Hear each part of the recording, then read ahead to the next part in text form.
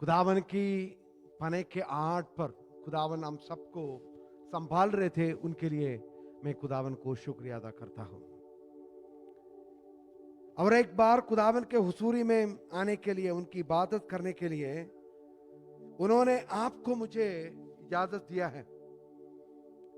हमारी जिंदगी इस दुनिया में कितना छोटा है, लेकिन याद रखना, जो टाइम खुदावन आपको मुझे देते हैं वो खुदावन की बादशाही के लिए, हमेशा की जिंदगी के लिए अपने आप को तैयार करने का टाइम है।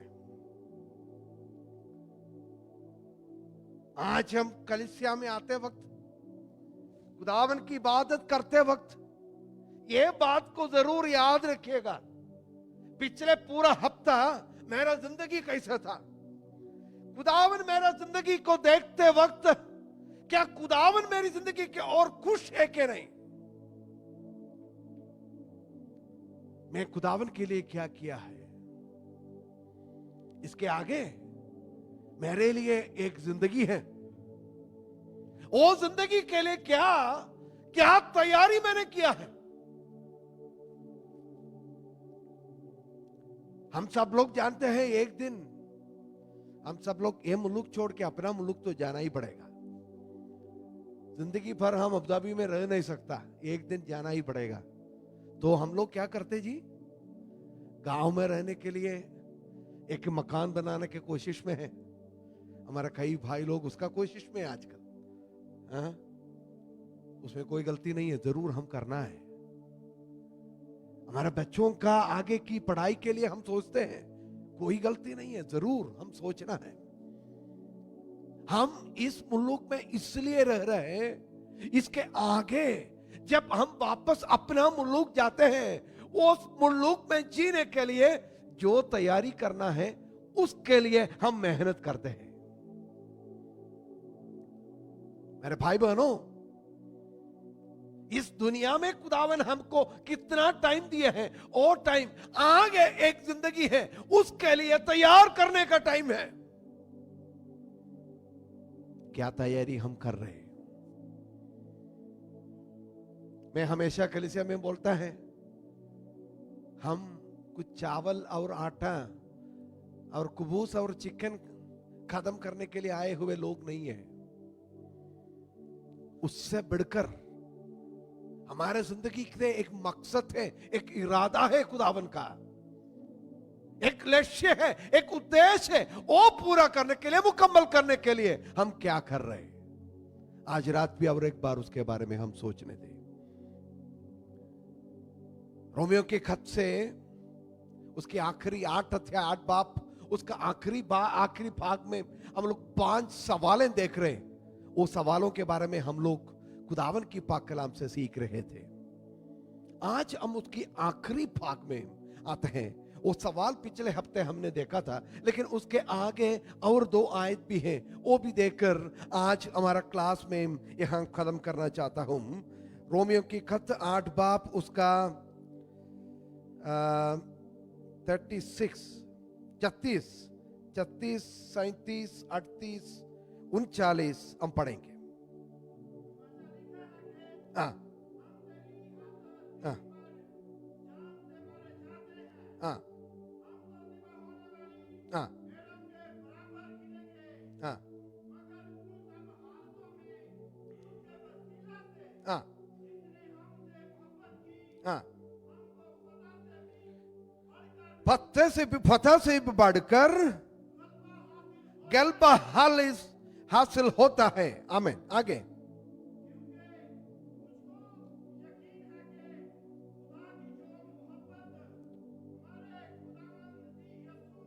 हाँ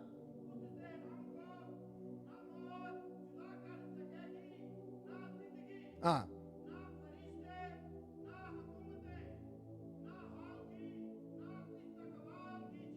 हाँ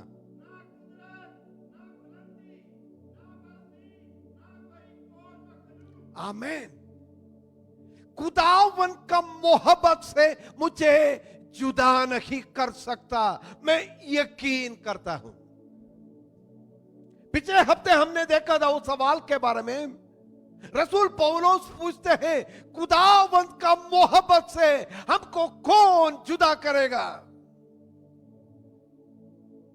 अरे 36 आयत में हम देखते हैं, हमको क्या करने के लिए रखा जी? हम तेरी खातिर दिन भर जान से मारे जाते हैं। हम तो सब होने वाली भेड़ों के बराबर गिने गए हैं।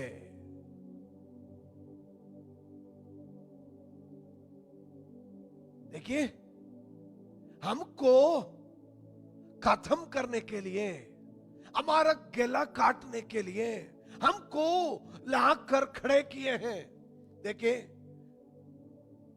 हमें से कोई बीमार होते तो आजकल तो कई लोग महामारी से, कोविड की बीमारी से पीड़ित होते हैं। जब हमारा कोई खास ऐसा मुश्किल में पड़ जाते हैं, हम लोग क्या करते हैं? उनके लिए दुआ करना शुरू करते हैं, क्योंकि हम नहीं चाहते वो जल्दी जाए। आजकल तो हर दिन फेसबुक व्हाट्सएप देखना हमको डर लगता है, क्योंकि हमारा कोई खास हर एक दिन जा रहे। आज भी मैंने एक मेमोरियल सर्विस अटेंड करके आया हूं। मेरे खास खुदावन के खादिम, भारत देश की सबसे नीचे वाले रामेश्वरम बोल के एक जगह है, उधर खुदावन की खिदमत किए हुए खादिम 2 दिन पहले दुनिया छोड़ के गया है। हमारा और खास कुछ खादिम लोग आजकल तड़प रहे, बहुत मुश्किल से गुजर रहे। मौत हम अपने सामने देख रहे हैं। हम क्या कर रहे हैं? हम दुआ कर रहे हैं, लेकिन हमारा दुआ को कोई जवाब नहीं मिलते जी। तो हमको क्या आते हैं? शक आता है, यार अरे ये क्या है? हम कितना दुआ किया है, हम दिल से दुआ किया है, हम बहुत प्यार से, बहुत बोझ के साथ दुआ किया है, फिर भी खुदा इनको वापस ले रहे हैं।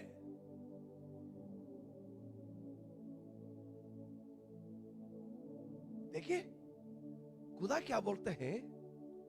मौत आपको मुझे खुदावन का मोहब्बत से अलग नहीं कर सकता।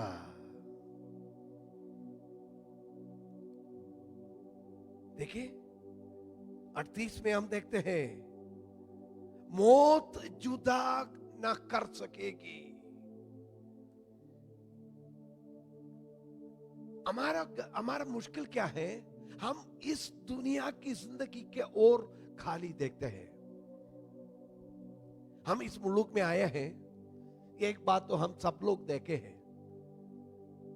कई लोग इस मुल्क में अपना मुल्क से आए हैं।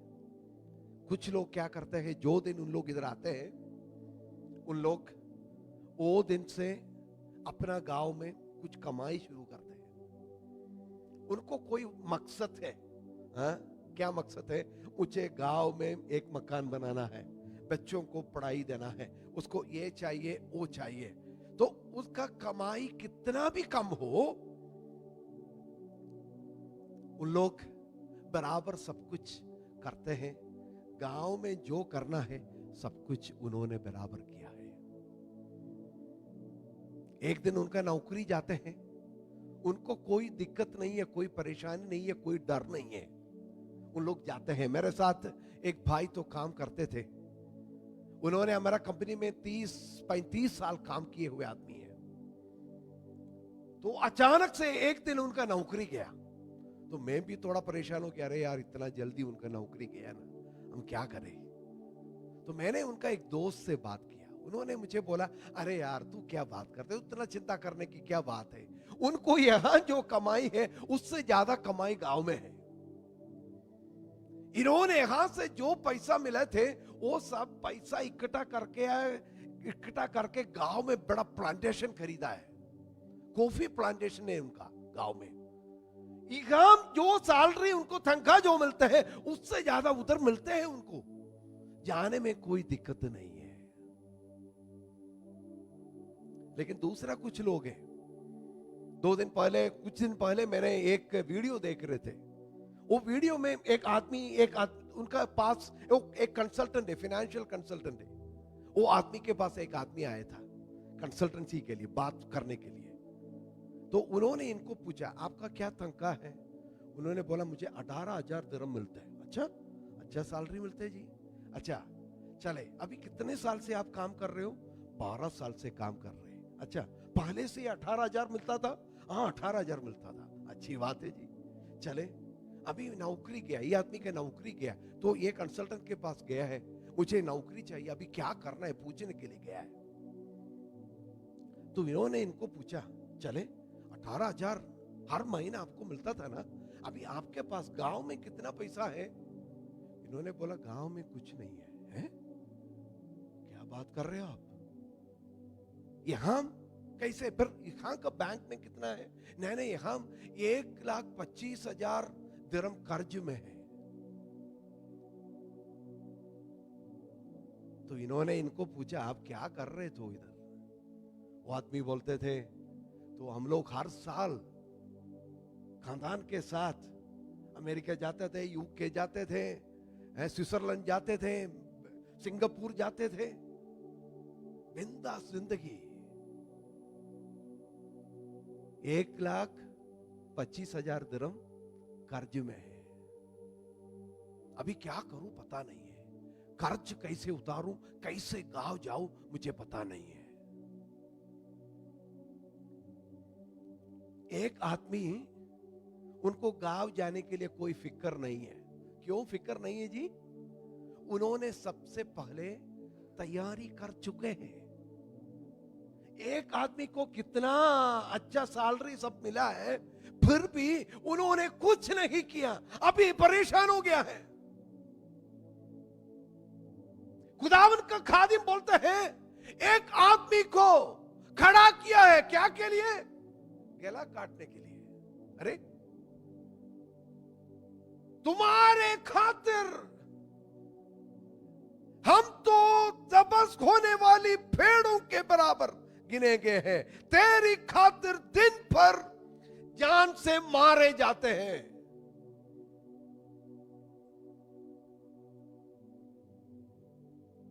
खत्म करने के लिए, गला काटने के लिए एक आदमी को खड़े किए हैं। जरूर कलीसिया उनके लिए दुआ करते हैं, लेकिन कुछ होता नहीं है जी।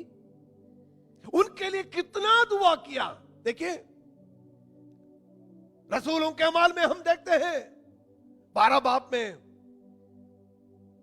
यीशु मसीह का शागिर्द याकूब को हेरोदा राजा ने, बादशाह ने पकड़ा, उनका गला काटा।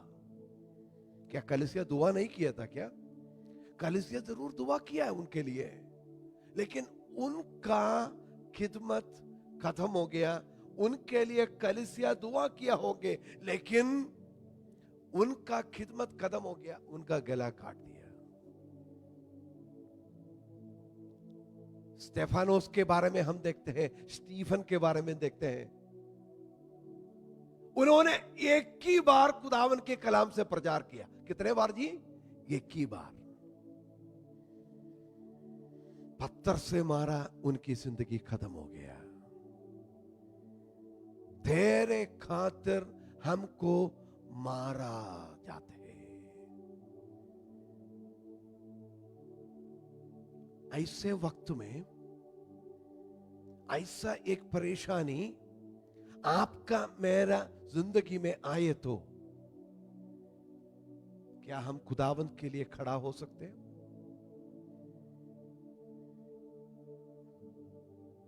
चले खुदावन के खातिर आपको मुझे मारने की जरूरत ना पड़े। जिंदगी में आपका मेरा जिंदगी में कुछ मुश्किल आए, कुछ परेशानी आए, बीमारी आए, नौकरी में मुश्किल आए, क्या हम खुदावन की मोहब्बत से अलग होते? क्या बात क्या होते जी? हम खाली आगे के लिए तैयार नहीं हुआ है। जो आदमी आगे के लिए तैयार है, उनको ये मुल्क छोड़ के जाने के लिए कोई फिक्र नहीं है जी। आपको मुझे इस दुनिया छोड़ के जाने के लिए फिक्र है तो एक बात याद